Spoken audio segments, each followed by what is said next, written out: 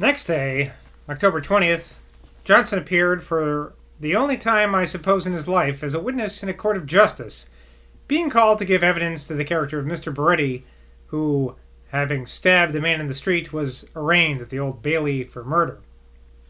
See my note on the previous video for more information on this crime. Never did such a constellation of genius enlighten the awful Sessions House, emphatically called Justice Hall. Mr. Burke, Mr. Garrick, Mr. Beauclerk, and Dr. Johnson. And undoubtedly, their favorable testimony was at due weight with the court and jury. Johnson gave his evidence in a slow, deliberate, and distinct manner, which was uncommonly impressive. So if it was uncommonly impressive, are you saying that Johnson isn't commonly impressive, Boswell? Sounds like you are.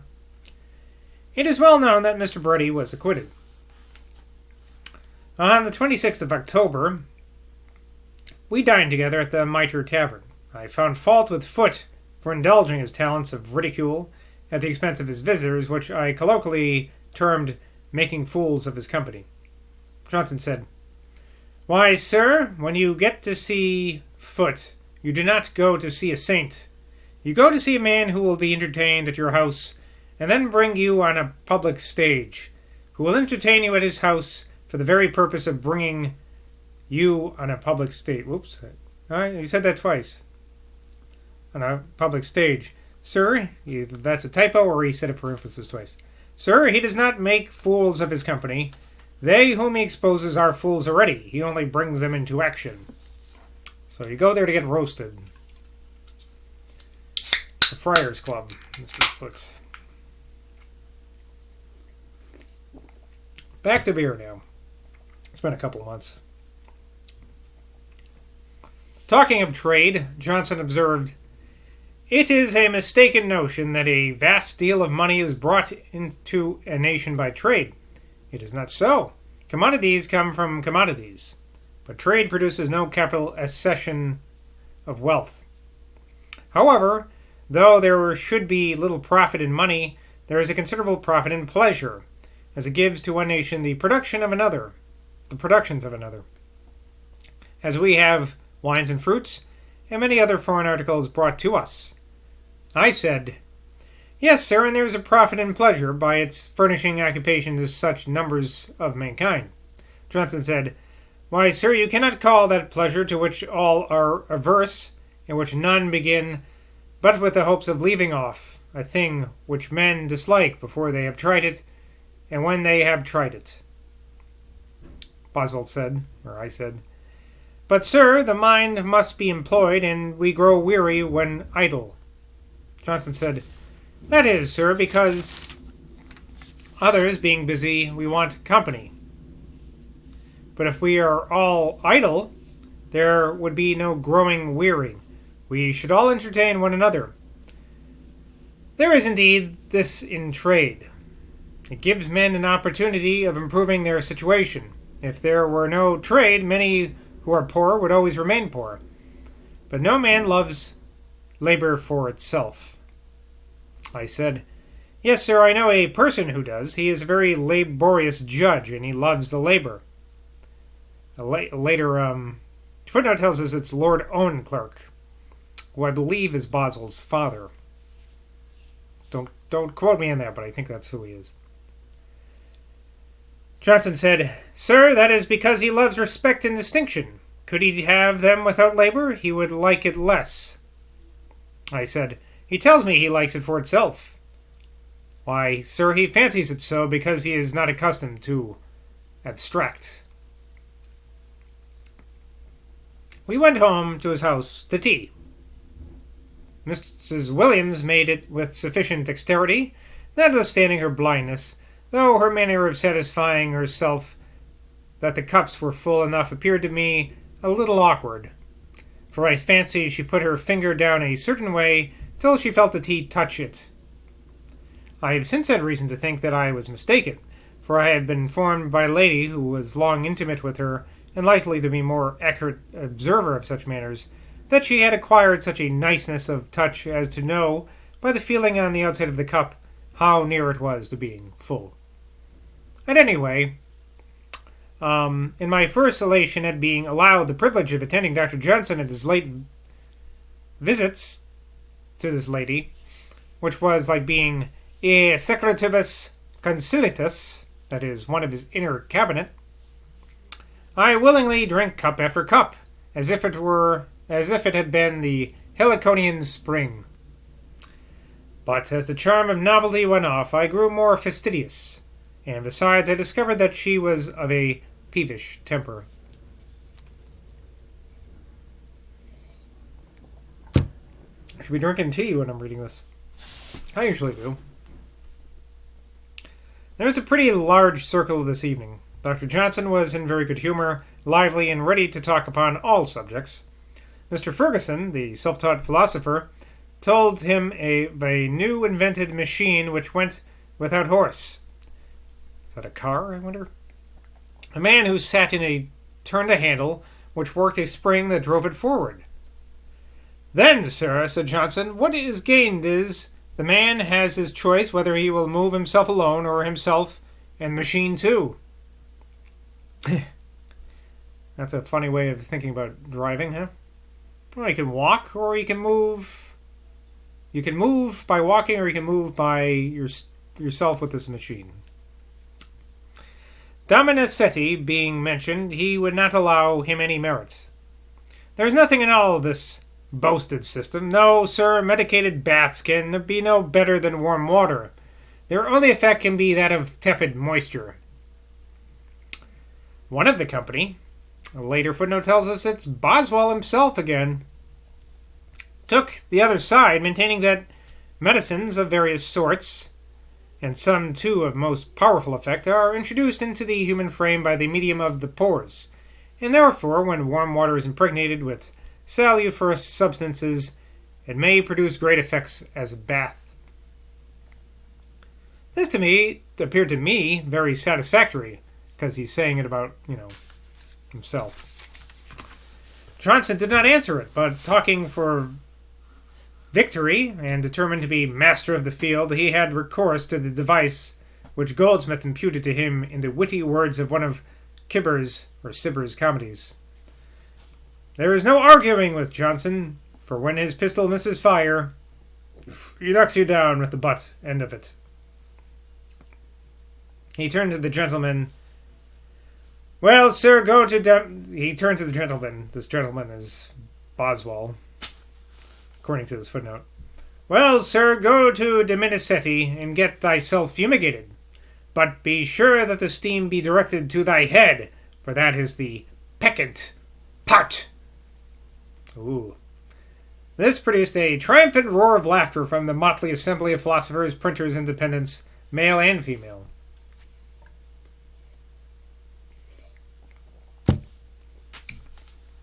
I know not how so whimsical a thought came into my mind, but I asked, if, sir, you were shut up in the castle and a newborn child with you, what would you do?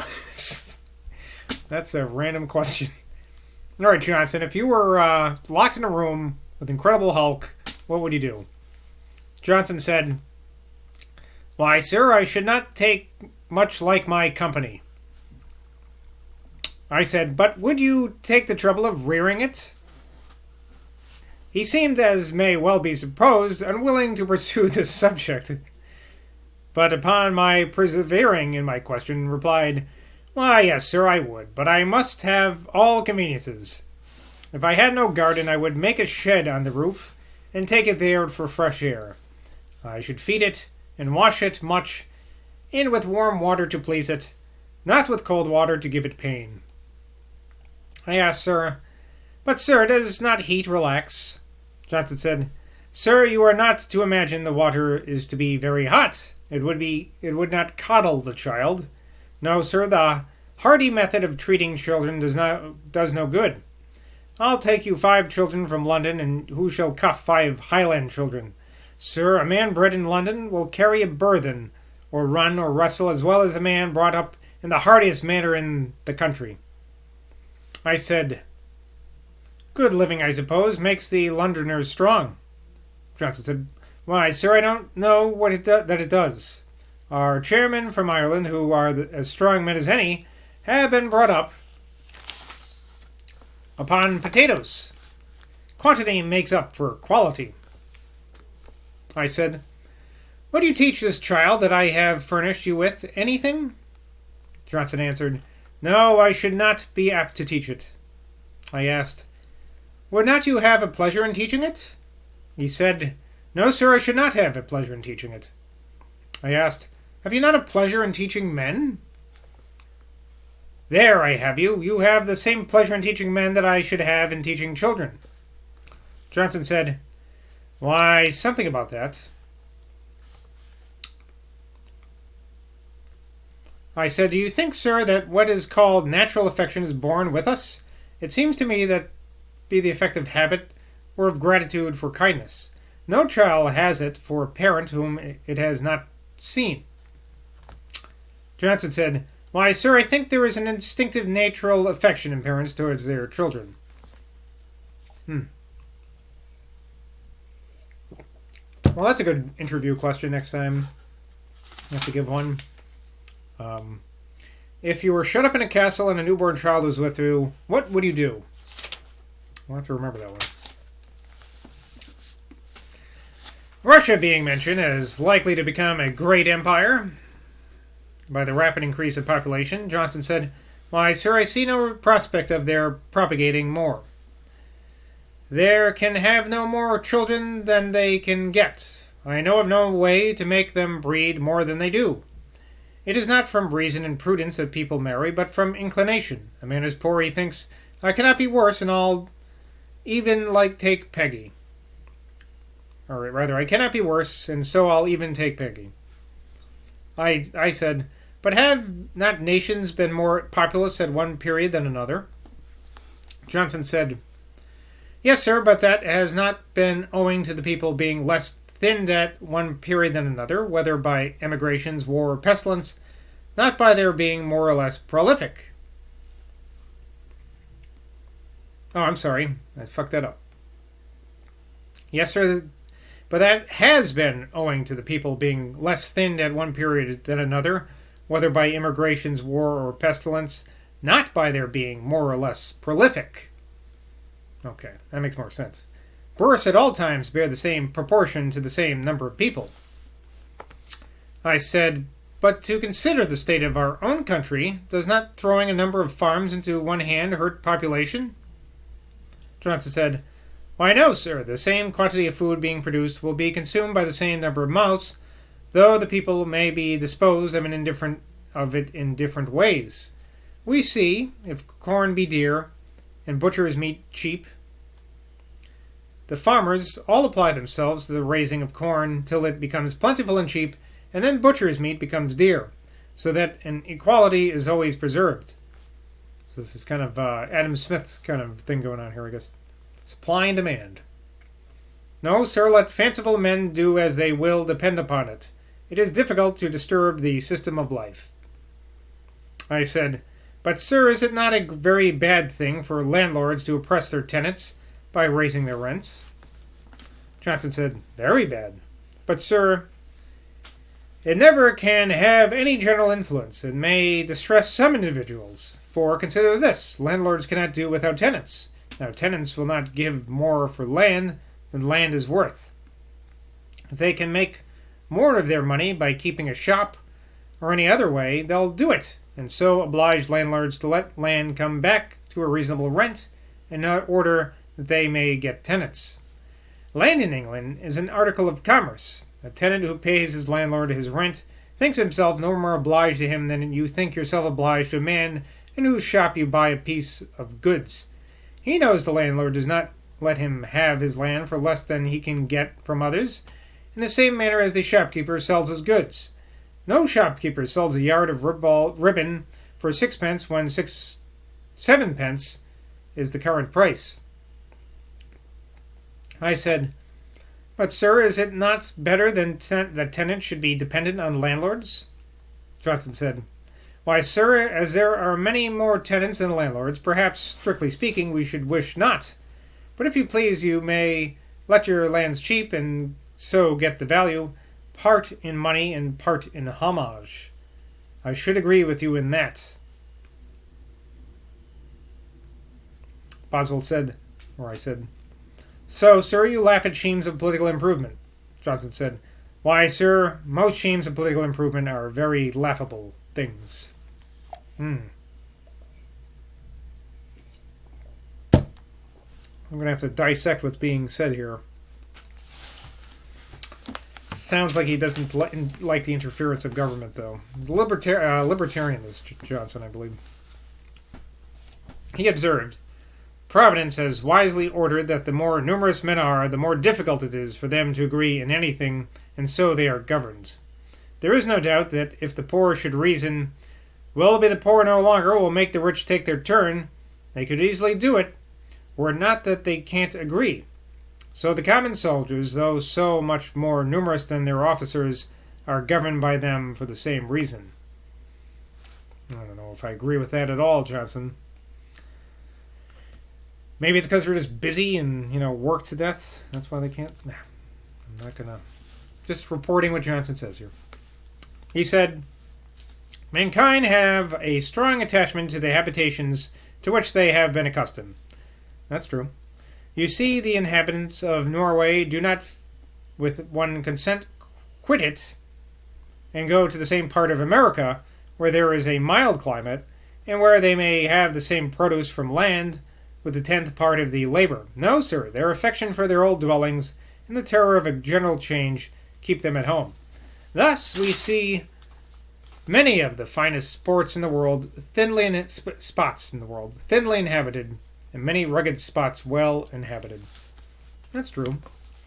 I guess I can buy that. The London Chronicle, which was the only newspaper he constantly took in, being brought, the office of reading it aloud was assigned to me. I was diverted by his impatience. He made me pass over so many parts of it that my task was very easy. He would not suffer one of the petitions to the king about the Middlesex election to be read.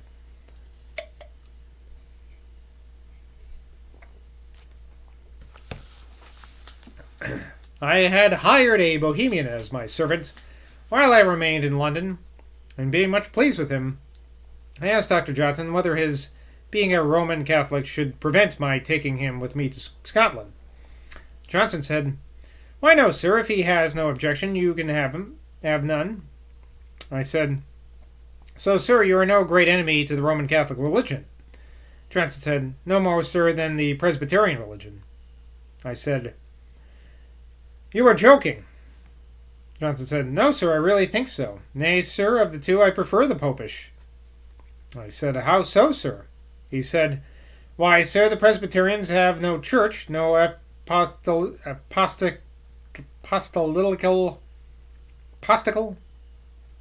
ordinations. I said, and do you think that absolutely essential, sir? Johnson said, why, sir, as it was an apostolical, that's one of those words I have.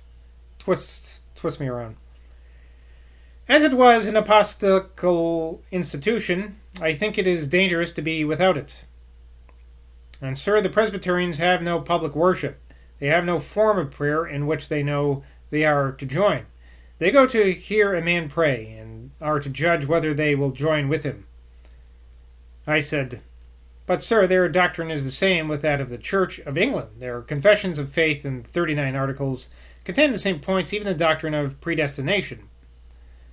Johnson said, why, yes, sir, predestination was a part of the clamor of the times, so it is mentioned in our articles, but with as little positiveness as could be. Boswell said, it is necessary, sir, to believe all the 39 articles? Johnson said, why, sir, that is a question which has been much agitated. Some have thought it necessary that they should all be believed. Others have considered them to be only articles of peace, that is to say, you're not to preach against them. I said, it appears to me, sir, that predestination of what is equivalent to it cannot be avoided if we hold an universal prescience in the deity. Johnson said, why, sir, does not God every day see things going on without preventing them?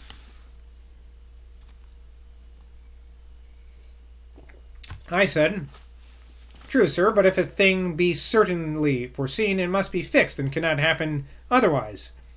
And if we apply this consideration to the human mind, there is no free will, nor do I see how prayer can be of any avail." But Johnson mentioned Dr. Clark, the Bishop Bramall, on liberty and necessity, and bid me read South's Sermons of Prayer, but avoided the question which had excruciated philosophers and divines beyond any other. I did not press it further when I perceived that he was displeased and shrunk from any abridgment of an attribute usually ascribed to the divinity, however irreconcilable in its full extent with the grand system of moral government. His supposed orthodoxy here cramped the vigorous powers of his understanding. He was confined to it by a chain which early imagination and long habit made him think massy and strong, but which, had he ventured to try, he would at once have snapped asunder. All right, Boswell, Mr. Smarty-Ass, with your no predestination and no free will, whatever. But as I always say, all ends well in Boswell, or all ends in Boswell. All's well that ends Boswell. I don't know where I'm going with that. Anyway, until next time, ta-ta.